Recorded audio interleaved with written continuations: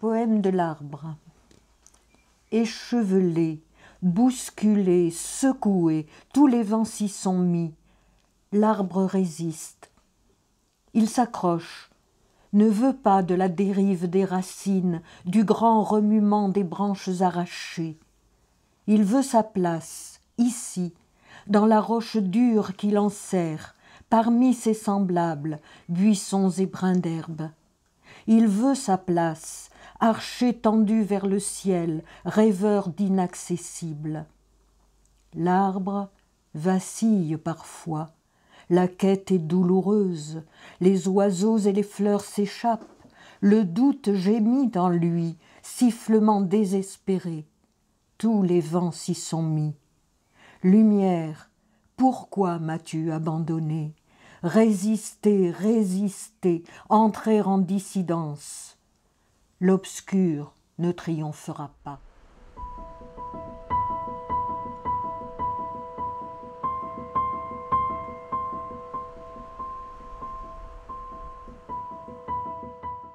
Un thème fondamental, je crois, chez moi, c'est la recherche de la lumière. C'est très important, la lumière, le triomphe sur l'obscur, sur les ténèbres, que ce soit physiquement. Le soleil est quelque chose de très important pour moi. Je viens du Maroc, je suis une fille de la lumière, incontestablement. Mais aussi mentalement, moralement, la lumière, c'est la connaissance, c'est la lucidité, la blessure la plus rapprochée du soleil, disait René Char. Bon. C'est un thème fondamental. Je pense qu'un autre thème fondamental dans ma poésie, c'est le côté éphémère de la vie et de toute chose. Bon, le fait que rien ne dure, tout passe, tout résiste en même temps, mais je suis vraiment marquée par la présence de la mort, il faut bien le dire, de tout être et de toute chose.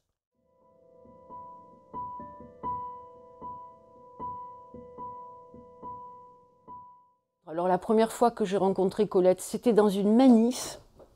Hein, c'était une manif, je crois, qui concernait le sort des mineurs de bauxite à Brignoles. Et j'avais entendu parler de Colette par un ami commun. Et donc j'étais aussi un peu curieuse de la rencontrer. Je savais qu'elle écrivait. Et du coup, moi, les gens qui écrivent de la poésie, j'ai plus grand respect pour eux. En même temps, c'est très mystérieux pour moi. Au cours des fêtes, surtout, nous nous sommes rencontrés parce qu'on faisait beaucoup la fête à cette époque-là. Et puis petit à petit, je dirais qu'elle m'a apprivoisée parce que j'étais assez sauvage, très renfermée. Et très peu de gens arrivaient à me faire parler de moi. Hein. Bon, voilà.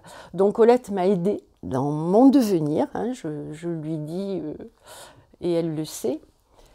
Et puis voilà, et puis les choses se sont comme ça construites petit à petit et on a beaucoup vécu de moments heureux, de moments drôles et de moments douloureux. Et je crois qu'il y a un échange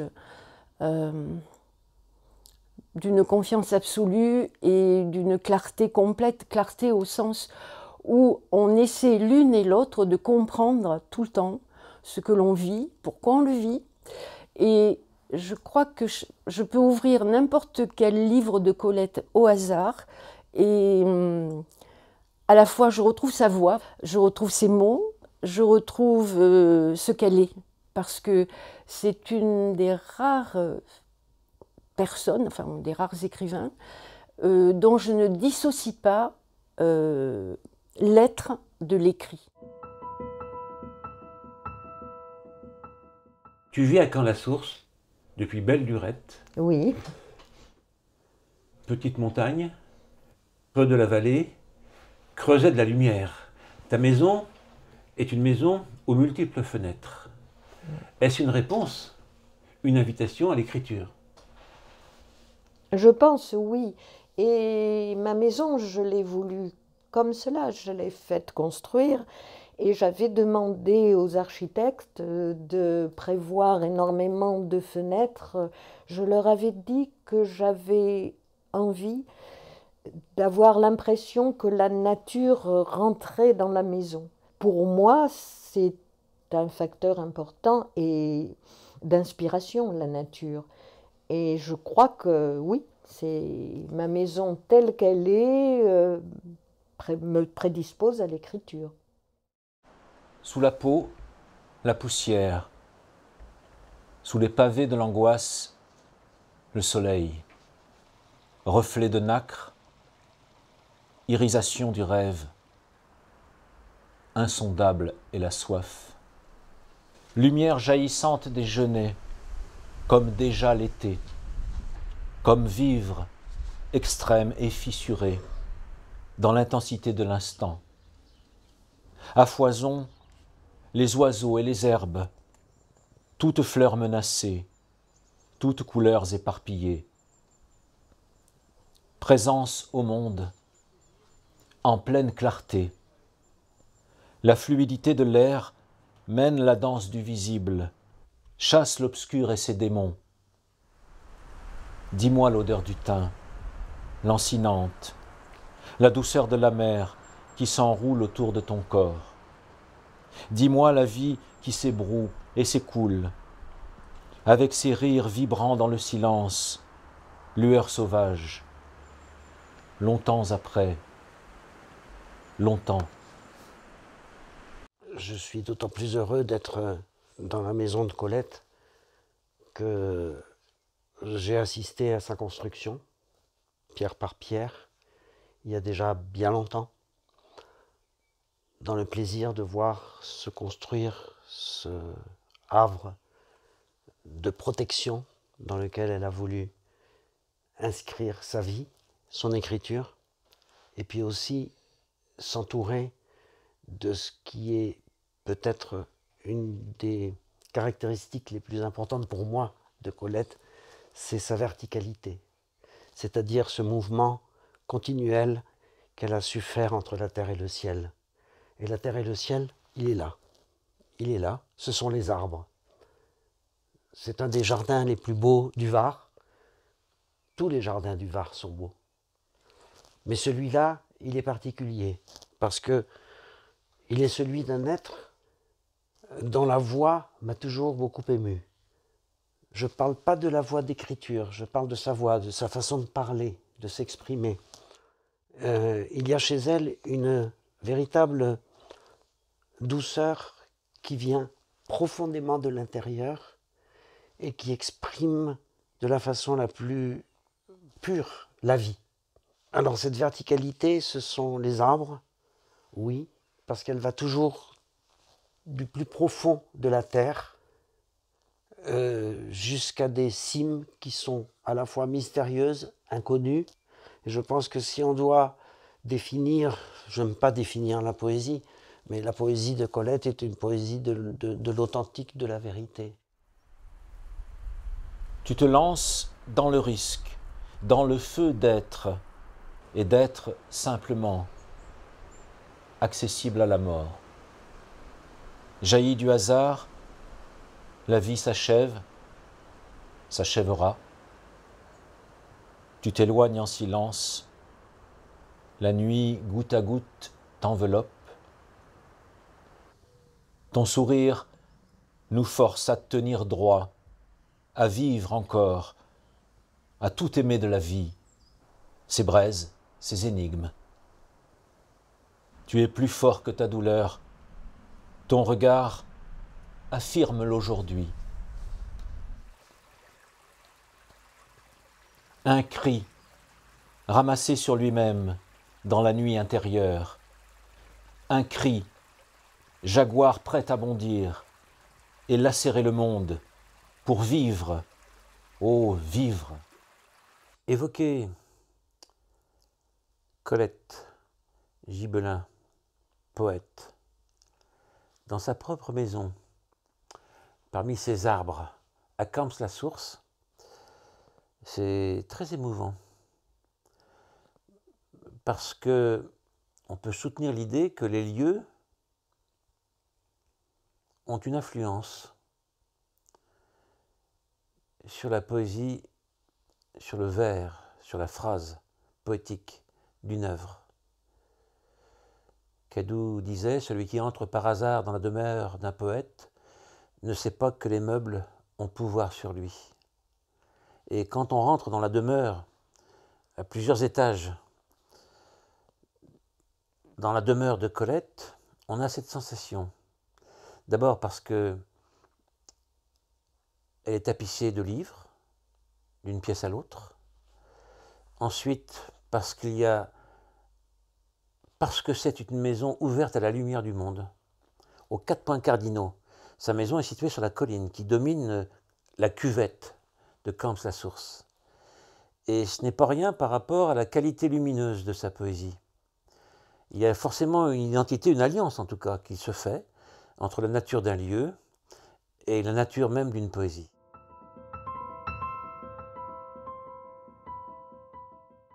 Est-ce une poésie de la démesure? D'une certaine manière, oui, puisque ce sont les effets d'une tension qu'elle exprime, jour-nuit. Tout d'un coup, on est en plein jour, et en fait, c'est la nuit qu'elle exprime. Tout d'un coup, on est dans la nuit de ses vers, et c'est le jour qui s'exprime. Parce que là, il y a cette dualité, et à l'intérieur même de cette dualité-là, il y a différents combats de différentes natures, qui fait que l'art poétique de Colette est un art du vers et de la métaphore. La musique, la rythmique même, que Gilbert Renouf soulignait, ainsi que Jacqui. C'est très important de saisir que cette façon de mettre à jour la métaphore du monde à travers un poème lui permet de continuer chaque jour l'aventure. L'aventure des mots, en fait. Parce qu'un poète est avant tout, comme le disait Pierre Reverdy, un homme ou une femme de mots. Qui apprend à dire sa douleur ou sa joie par les mots devient un homme ou une femme libre. Et Colette est, de ce point de vue-là, une femme libre. Totalement libre, non, parce que l'aventure n'est pas finie, si je puis dire. Mais les parfums de la liberté sont dans chacun de ses poèmes. Ça se conjugue avec le thème de la dualité que tous mes textes développent. Le double aspect de toute chose. La vie, la mort, je le disais, la lumière, les ténèbres, mais aussi le mouvement et l'immobilité, le dedans, le dehors. Ce sont des choses qui se retrouvent, je crois, partout dans ma poésie. Également, et là aussi il y a dualité, la mémoire et l'oubli. Le prochain recueil que je vais publier, qui sort aux éditions Tipaza prochainement, s'intitule « Les souvenirs, vois-tu, ce sont des vagues » et est tout entier consacré à ces thèmes de mémoire et d'oubli, et en même temps du côté positif et du côté négatif de la mémoire comme de l'oubli. Miettes de vie lancées aux oiseaux, débris d'espoir, pointillés ou point d'orgue. Seriez-vous l'essentiel qui coule comme sable et se dissout dans le grand tout? Comment garder mémoire de ces fragments d'été brûlant, ces marches dans le soleil du deuil, ces rires de prairie? L'oubli creuse des trous dans l'être. Beauté féroce de l'oubli, plus rien n'existe que ce soleil sur les genêts, l'impossible rencontre de la lumière et du poème.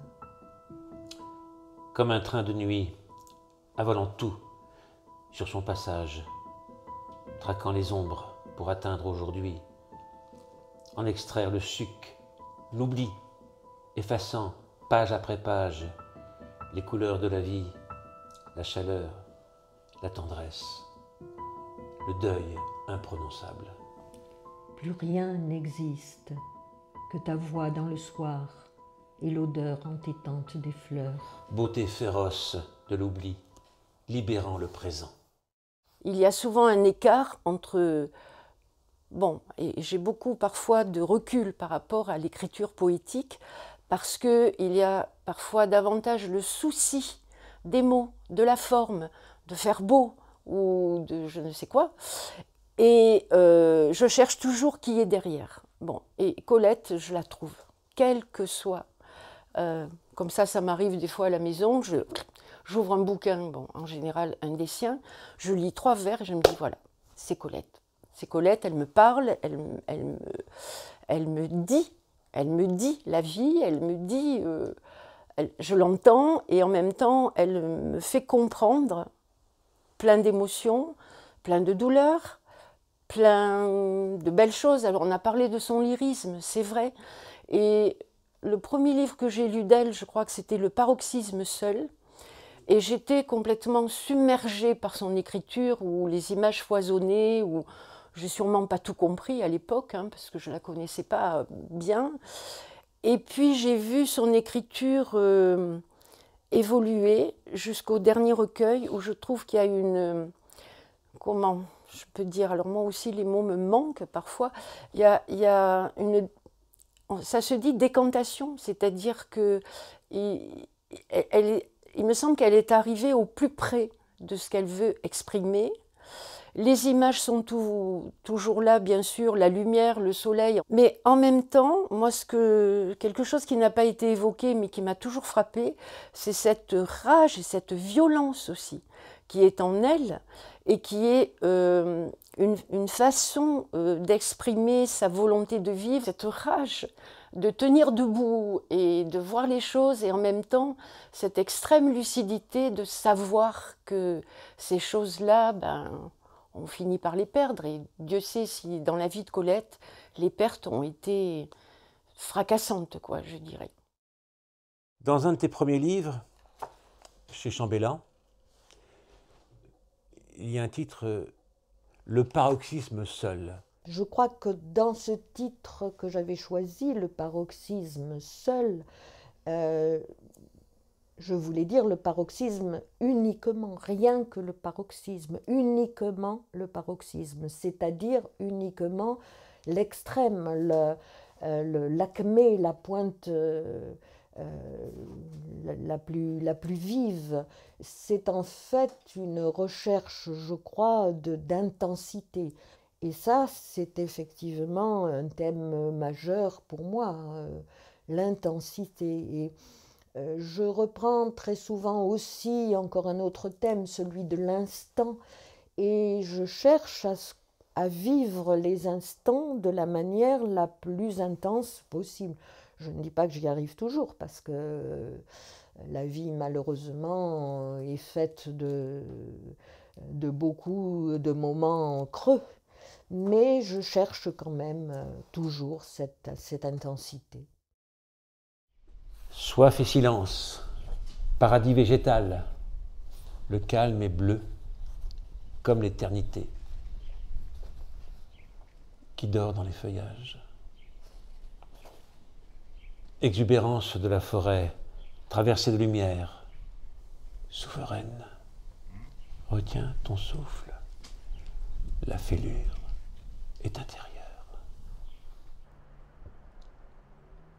Rose et violet, le ciel a la beauté du diable ou de la fleur, nuages veloutés, pétales qui s'éparpillent, nul besoin de prière, il suffit d'exister. Une fenêtre blanche ouvre la joie des fleurs au sortilège des étangs. La nuit s'échappe de chaque plante, sans l'eau des songes,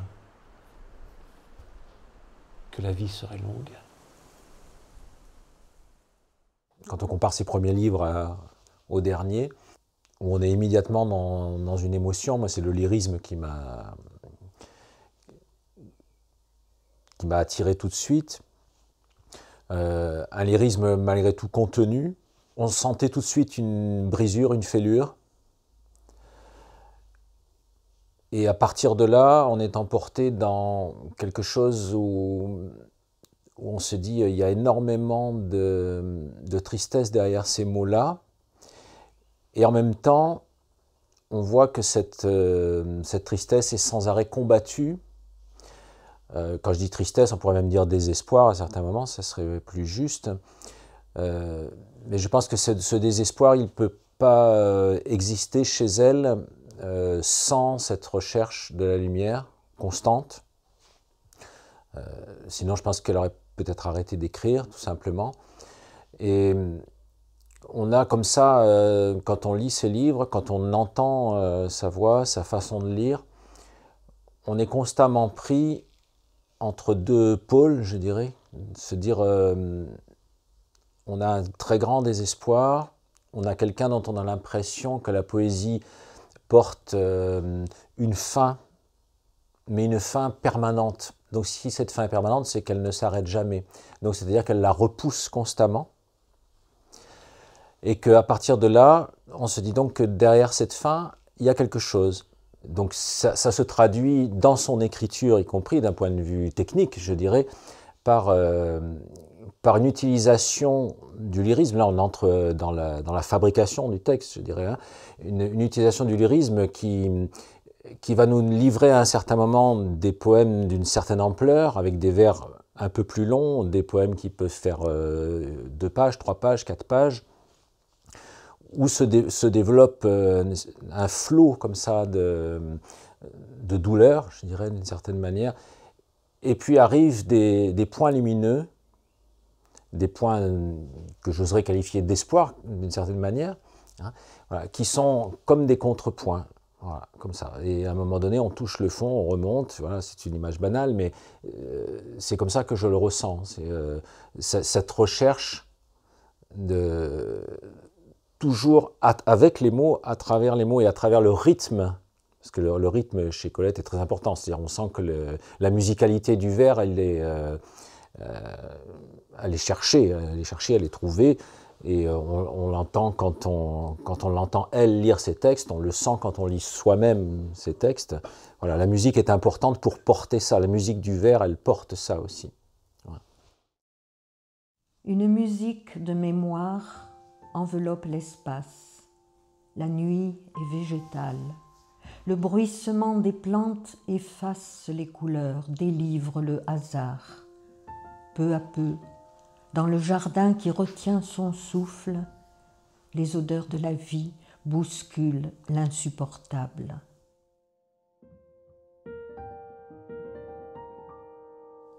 Le monde vibre à travers l'arbre, violon de tendresse et de violence retenue. Le monde est feuille d'océan, verte et dorée comme l'éternité.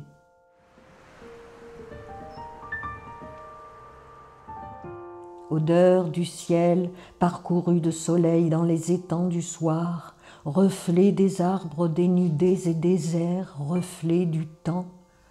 Tout n'est-il donc que reflets et regrets? La vie est minuscule, ainsi qu'un amour renoncé qui remue dans le vent ses rêves de jasmin.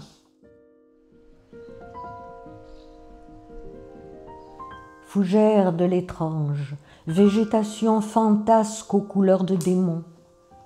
La solitude est une buée sur la vitre, la pénombre tend ses filets, tandis que le parfum des mondes invisibles s'échappe des buissons.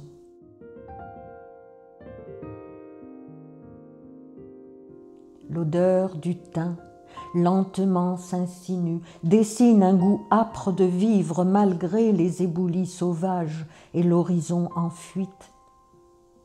L'odeur du thym ramène la rumeur des choses effacées, l'exubérance du monde.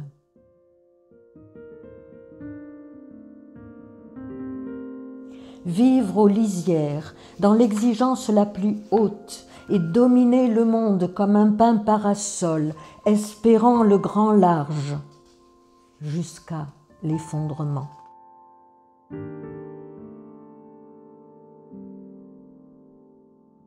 L'odeur du seringa ou du jasmin, je ne sais plus, je ne sais rien. Amour sauvage ou doucereux, l'odeur des acacias exaltés de soleil. On a toujours trop de mémoire.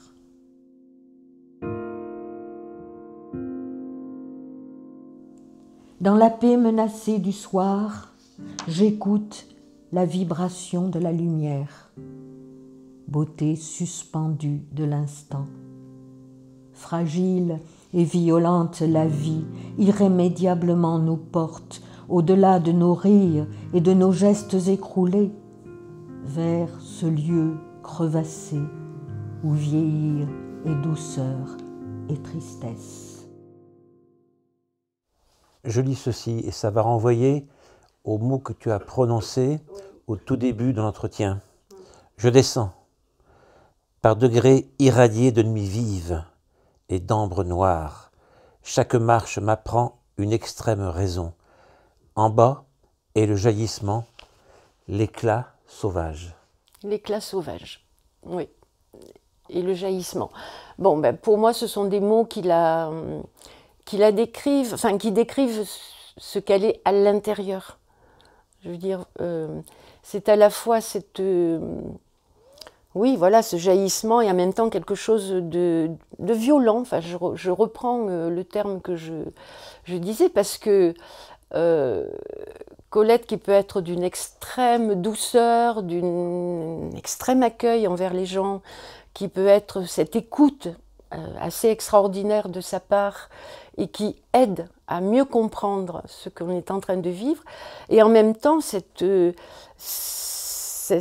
noyau qu'elle a en elle qui est quelque chose qui l'aide sûrement à tenir debout, et puis qu'elle a envie d'exprimer, et elle a heureusement les mots pour le faire, bon, et des mots magnifiques parfois. Cette dualité, ombre et lumière, lumière et ténèbres, n'est-elle pas atténuée, apaisée, paradoxalement, par la fuite du temps? Oui, peut-être. Apaisée, je ne sais pas, parce que la fuite du temps, là aussi, est quelque chose d'assez douloureux tout de même. Donc, oui, oui et non. Recherche concrète, constat concret de la lumière, Oui. qui est un effet de la nature. Oui. Recherche morale, est-ce qu'il y a en toi, à travers la lumière, une recherche religieuse ou une recherche de l'infini? Je dirais recherche de l'infini. Recherche religieuse, je ne pense pas, je suis totalement athée. Mais il y a tout de même une recherche, disons, de la transcendance, une recherche une quête. Un de mes derniers recueils s'intitule « Sans fin sera la quête », une quête de quelque chose d'inaccessible, certes, mais quelque chose qui serait meilleur, qui serait une transcendance, une avancée, et qui serait, ou une recherche de l'infini, peut-être de l'absolu, disons plutôt de l'absolu. Même si ce terme est souvent dévalorisé, je pense que c'est un terme important.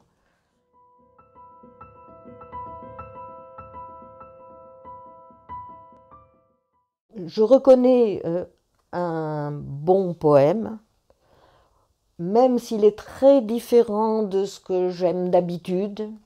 Je reconnais un bon poème au fait qu'il me donne envie d'écrire. Il stimule en moi le besoin d'écrire. Et ça, je crois que c'est fondamental. Un bon poème, pas uniquement un bon poème d'ailleurs, une œuvre d'art, quand elle est réussie, déclenche le besoin d'écrire. Peux-tu évoquer la forme même de tes vers? Pas beaucoup de rimes, très peu. Pas de rimes, non, mais beaucoup d'assonances. par contre. Je joue énormément sur les sonorités. C'est important pour moi dans le cadre justement de cette recherche d'une musique du langage. Également, j'ai deux recherches différentes selon les types de textes. La recherche d'un certain souffle, d'un rythme qui permette une certaine ampleur, avec des poèmes longs qui sont fondés là-dessus, sur le rythme, le souffle. Et par contre, des poèmes très courts où je cherche densité, condensation. J'ai des formes d'écriture un petit peu différentes, je crois, selon les moments, selon ce que je cherche à exprimer sur le moment. J'avance. Un écho me renvoie l'odeur des eucalyptus. Le soleil me polit, galets sonores et bruissements d'abeilles, brèches comblées de rumeurs brunes. Suis le fruit sans faille, la Marie chantante. J'ai les yeux gris d'avoir cueilli les chardons sous la lune bleue, ô mon amour. Dissidence, rêver pour que le monde soit, pour contourner le deuil, avec des mots lumière. Je lis là tes poèmes, comment ressens-tu l'écoute de tes propres mots? C'est toujours étrange d'entendre ces poèmes par quelqu'un d'autre, parce qu'on se dit, à la fois on reconnaît et on se dit, tiens, mais c'est moi qui ai écrit ça, c'est pas si mal. La mémoire libère les palmiers, les eucalyptus et les faux poivriers. Ils dansent, s'échappent, reviennent. Elle jette à tout vent un regard innocent sur le monde. Peut-être même ramène-t-elle le sable entre les orteils, les flaques de mer entre les rochers. Un grand déferlement de sensations oubliées envahit le présent. Effacées, les rivières et les libellules, les cèdres argentés, effacés, les cigognes et le lion d'Ifrane. La rubrique du jamais plus déborde sur la page, envahit ton espace. Débris charriés par le courant, épaves, bois flottés, bouteilles abandonnées, galets que l'usure a rendus si purs. Vainement, tu essayes de remonter vers la source, de combattre la force de l'eau. Effacer l'enfance, la vie t'emporte. Vers où? Vers quoi? Tu contemples tes souvenirs comme on fait du lèche-vitrine quand on n'a pas d'argent. Des mannequins diaphanes surgis d'hier prennent la pose, tentent d'attirer l'attention. Mais ta mémoire floue ne ressuscite que le vide. Les années sont tombées, blettes, et même un peu pourries. Elles gisent à terre, triste tapis. On les écrase, sans entendre le cri de cet amour perdu, piétiné. Perdu dans la forêt, des souvenirs, luxuriance végétale. Où donc sont les clairières? Émotions en bouquet, parfums sauvages évanouis dans le vent. Quelle nuit te rendra la douceur de l'air et la quête d'amour? Questions disjointes, mots en miettes, tu cries l'urgence d'exister, tu ris ou tu sanglotes. Et c'est la même cendre au bout du chemin. Quelque chose appelle, et c'est une brûlure qui te transperce. Quelque chose peut-être que tu as oublié et qui veut revenir, les morsures de la vie ou du désir. Entre terre et espace, ciel et mer, ce surgissement de l'être pénétré de lumière, tendu vers d'impossibles rives, espérant l'accomplissement de lui-même. et du temps.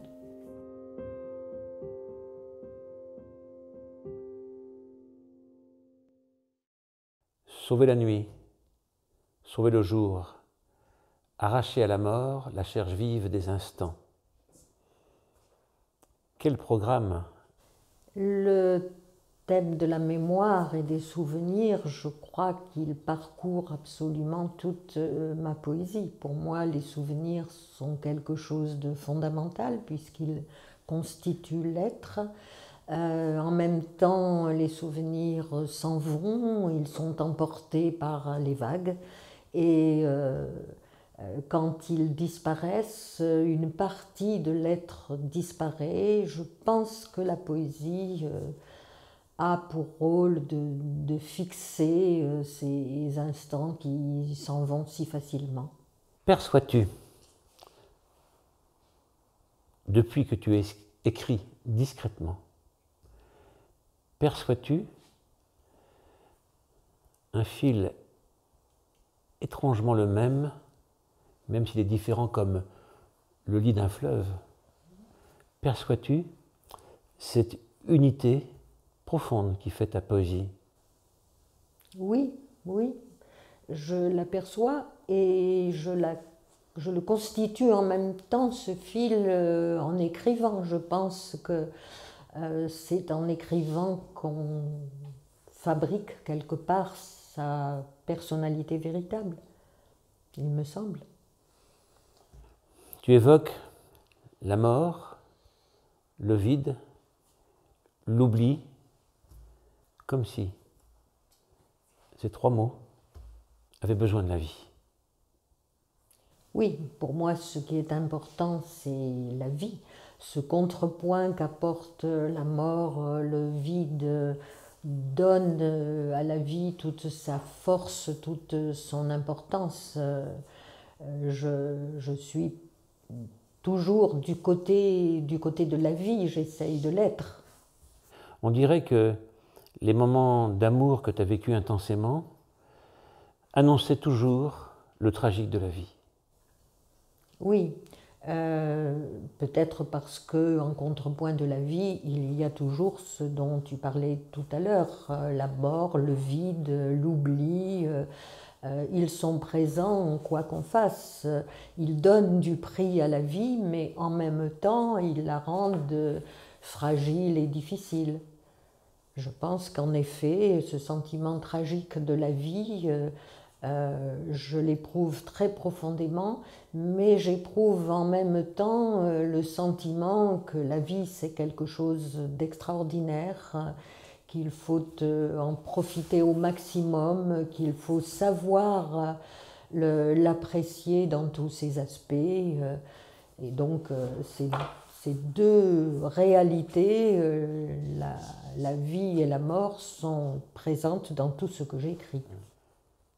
Tu es une fille de la Méditerranée, des deux rives, et en quoi le bleu de la mer, en quoi le soleil à odeur sèche parfois, en quoi ces rives méditerranéennes t'ont fabriqué une âme? Alors, je suis une fille de la Méditerranée, pas totalement. Je suis d'abord une fille de l'Atlantique, puisque je suis née, j'ai passé beaucoup de temps à Casablanca, qui est sur les bords de l'océan Atlantique. La Méditerranée, je ne l'ai découverte que tardivement. En tout cas, je pense que l'océan m'a donné le sens de l'infini, des grands espaces, et que la Méditerranée a renforcé en moi le goût des couleurs, de la lumière, de la beauté du monde, finalement. J'aimerais que tu parles de ta personne, même pas la poète, comme si tu as une œuvre, mais comme si encore aujourd'hui tu t'excuses de l'avoir faite, de l'offrir au monde. Qu'est-ce qui en toi te ramène toujours à ce trop de discrétion? Le sentiment qu'il est difficile d'apporter quelque chose, le sentiment que chacun a sa petite place, c'est sûr, mais que cette place est tellement infime qu'on n'a pas à s'en vanter de quelque façon que ce soit. Je n'ai pas le sentiment d'avoir une œuvre importante, j'ai le sentiment d'avoir fait ce que je pouvais et pas toujours ce que j'aurais voulu faire. Pourrais-tu développer un point de vue sur le mot lyrisme? Mais le lyrisme me semble avoir des formes, des visages, je reprends l'expression, très différents. Le lyrisme implique, je crois, le chant. La poésie, pour moi, doit être un chant. Elle doit être musicale. Je pense que la recherche d'une musicalité, quand j'écris, pour moi, est essentielle. Le lyrisme, c'est aussi l'émotion. Il y a, comme point de départ à tout lyrisme, il y a l'émotion. Cette émotion peut être très, très personnelle.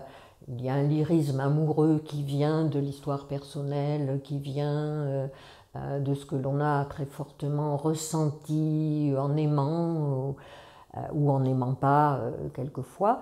Je pense que émotion, musicalité, recherche d'une certaine beauté, d'un dépassement de toute la souffrance personnelle ou souffrance du monde par le chant m'apparaît comme quelque chose de très important. Le fil d'Ariane de ta poésie, où mène-t-il? On ne sait jamais où mène le chemin. Je ne peux pas en dire plus, on ne sait pas où mène le chemin, que ce soit celui de la poésie ou celui de la vie. Il mène à la disparition, sans doute, je ne sais pas.